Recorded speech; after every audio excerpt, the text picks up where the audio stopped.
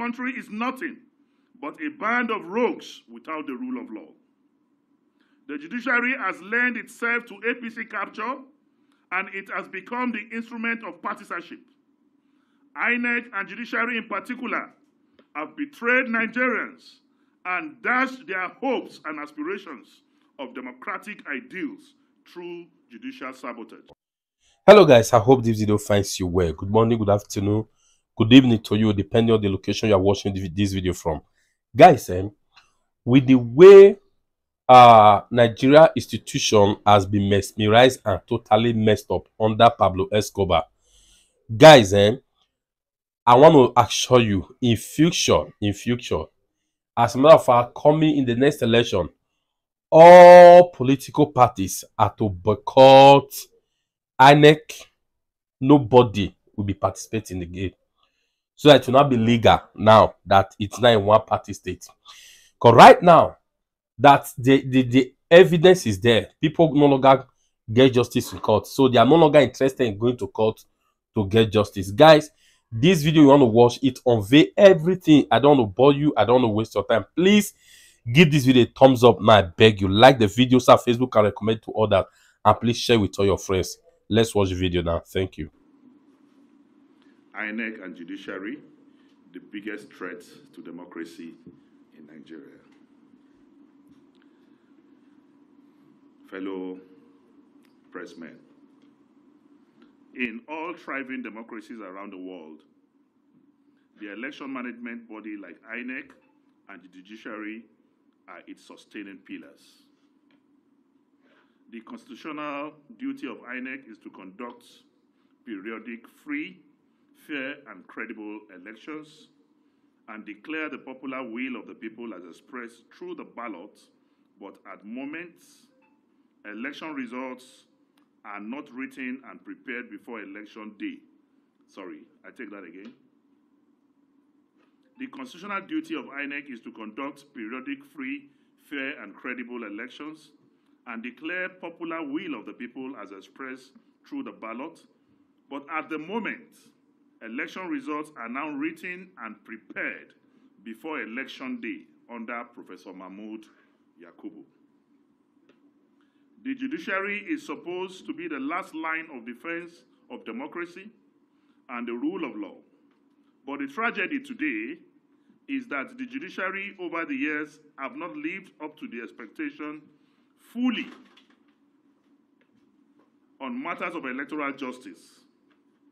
Worse still, it has now been captured by APC, and it's now the weakest link for the subversion of democracy in Nigeria.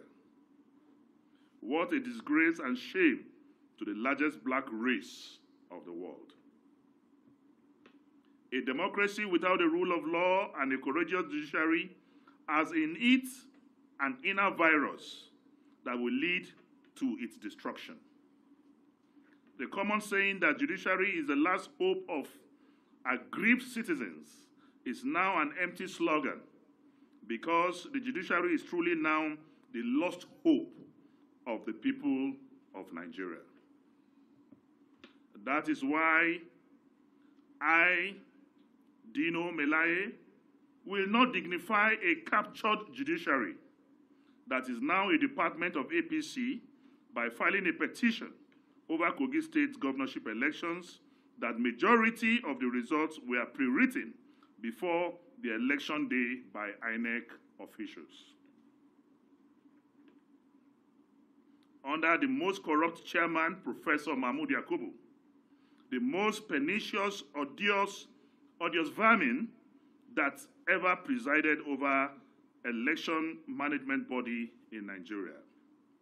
I repeat, Mahmoud Yakubu is the most pernicious, odious vermin that ever presided over the election management body in Nigeria, INEC.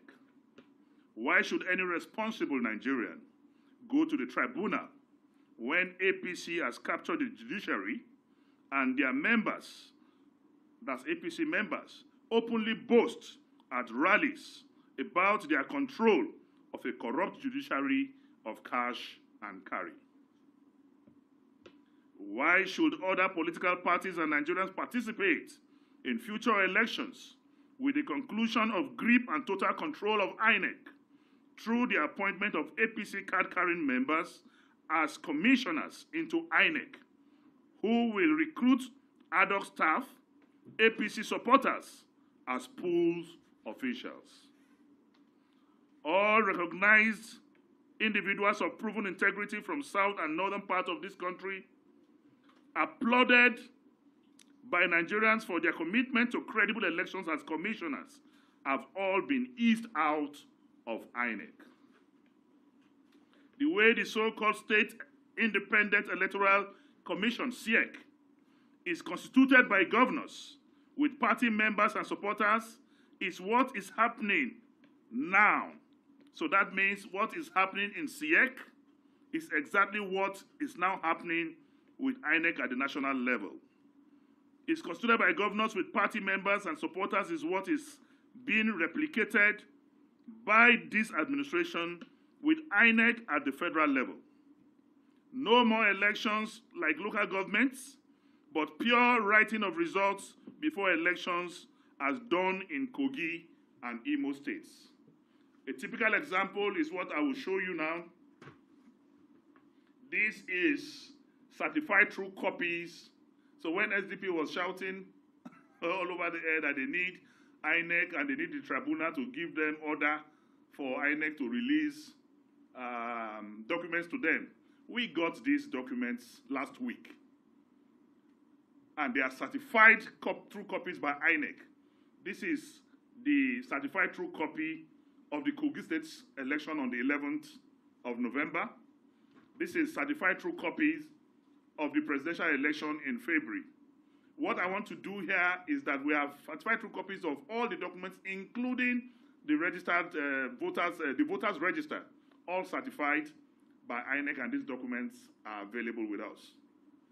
I want to say that voters registration ended in November last year, 2022. That means from November last year, there is no voter registration.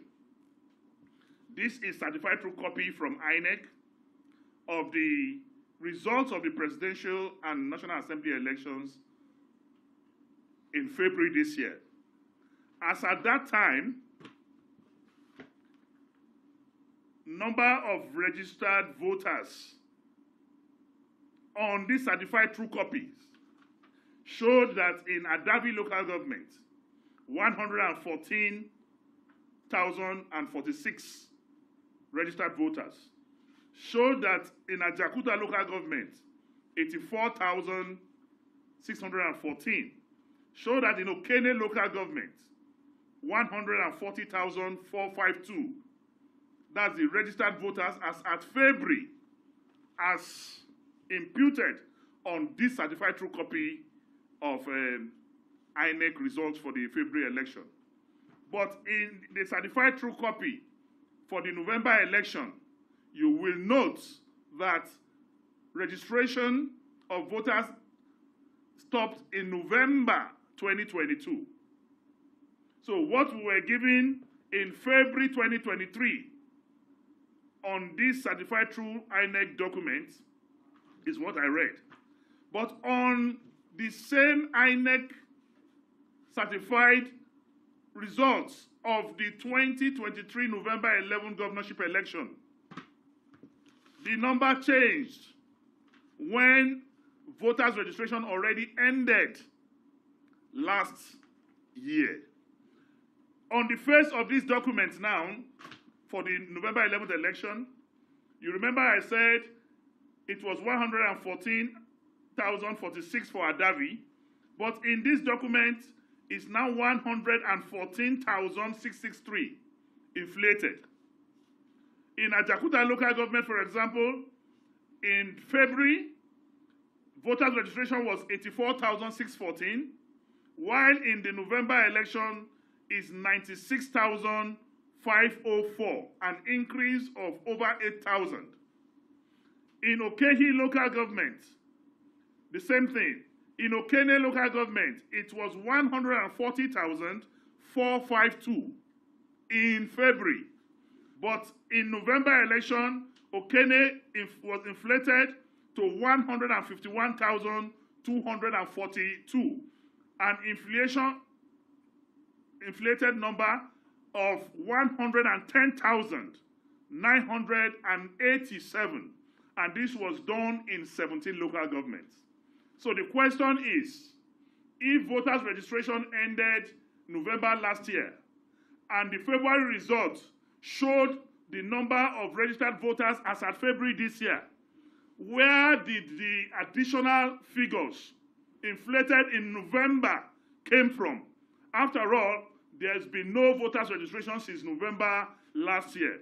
Voter registration is a ceremonial thing that parties take very seriously, politicians take very seriously. So whenever it is announced, we normally mobilize our people to go out and participate in registration. The last time such exercise took place was in November 2022. But because they have increased or allocated votes that were beyond the registered voters, so they had to up the registered voters up to justify.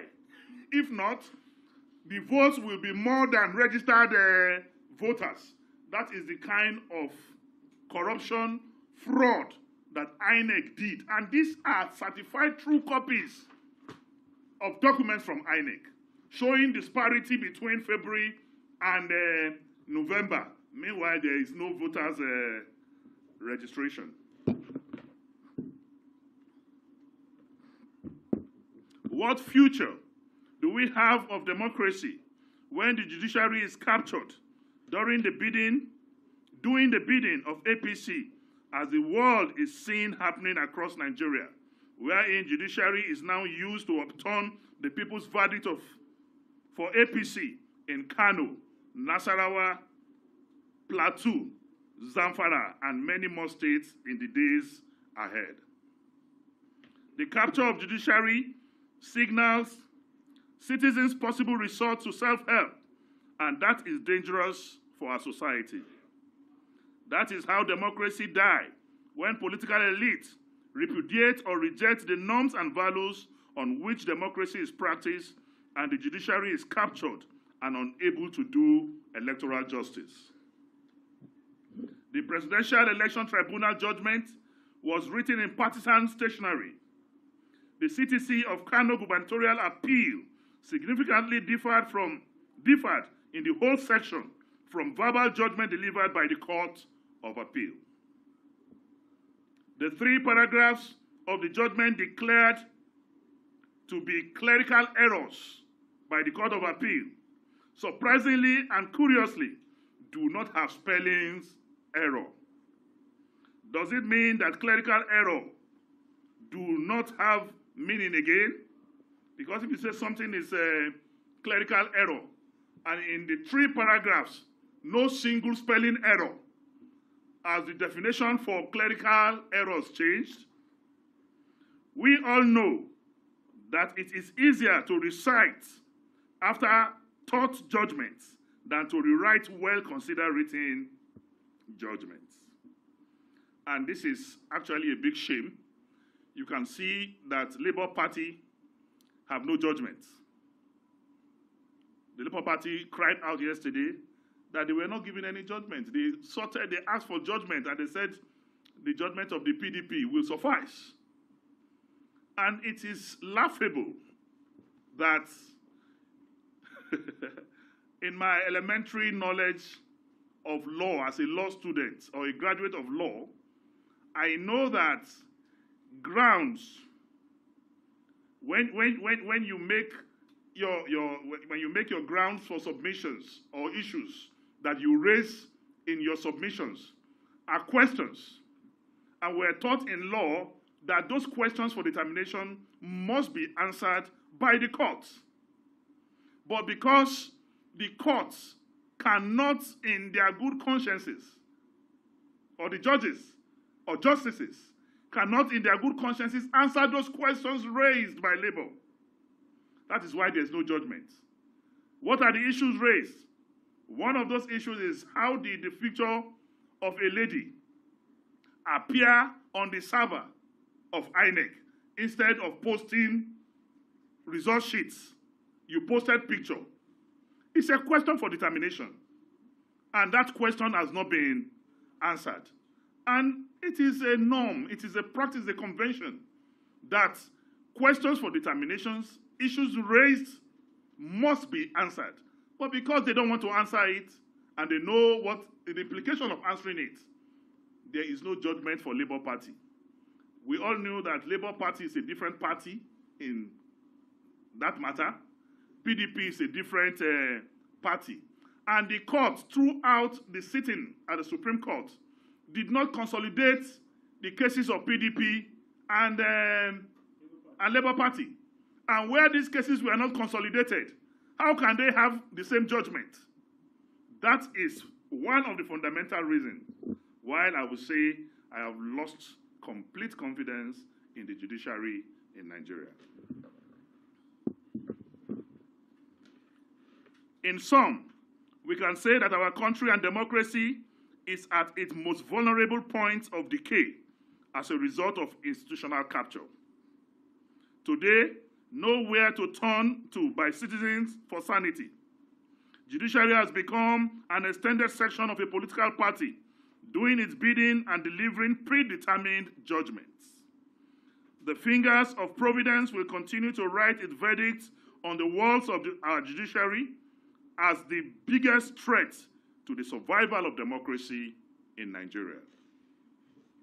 We are at terrible situations that led St. Augustine to declare that a country is nothing but a band of rogues without the rule of law. The judiciary has lent itself to APC capture, and it has become the instrument of partisanship. INEC and judiciary in particular have betrayed Nigerians and dashed their hopes and aspirations of democratic ideals through judicial sabotage. We can all now see what the scholar Montesquieu meant when he warned that there is no greater tyranny than a tyranny that is perpetrated under the shield of the law in the name of justice. Conclusion.